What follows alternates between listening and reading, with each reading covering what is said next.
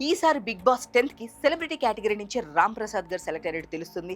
Final వరకు ఉంటారు అనే మాటలు కూడా వినిపిస్తున్నాయి. ఈ బిగ్ బాస్ నేపథ్యంలో auto Ram Prasad life journey ఇప్పుడు సోషల్ మీడియాలో హాట్ టాపిక్గా మారింది.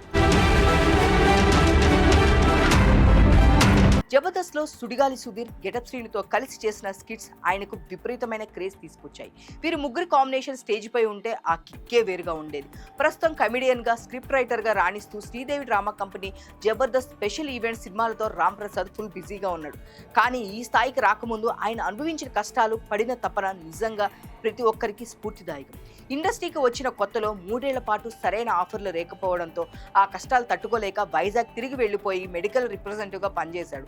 రోజు హాస్పిటల్ చుట్టూ తిరుగుతూ మందులు అమ్ముకొని సంపాదించిన ఆ కొద్దిపాటి డబ్బును హైదరాబాద్లో ఉన్న తన ప్రాణ స్నేహితుడు రైటర్ బెజవాడ ప్రసన్న కుమార్ ఖర్చుల కోసం పంపేవాడు.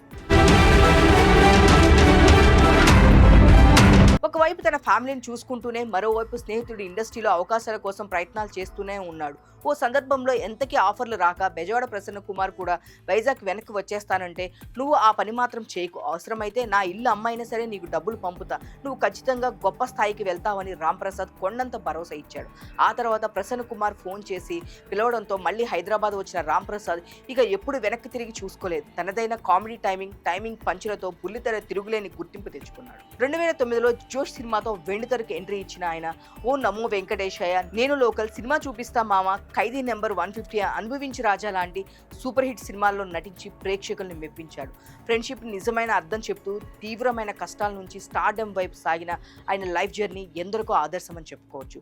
ఒక సాధారణ మెడికల్ రిప్రజెంట్ నుంచి స్టార్ కమెడియన్కి ఎదిగిన రామ్ ప్రసాద్ ఇప్పుడు బిగ్ బాస్ 10 హౌస్లోకి అడుగు పెడితే తన నవ్వులు పంచులు, రియల్ పర్సనాలిటీతో ఆడియన్స్ని ఏ స్థాయిలో అలరిస్తాడో చూడాల్సింది.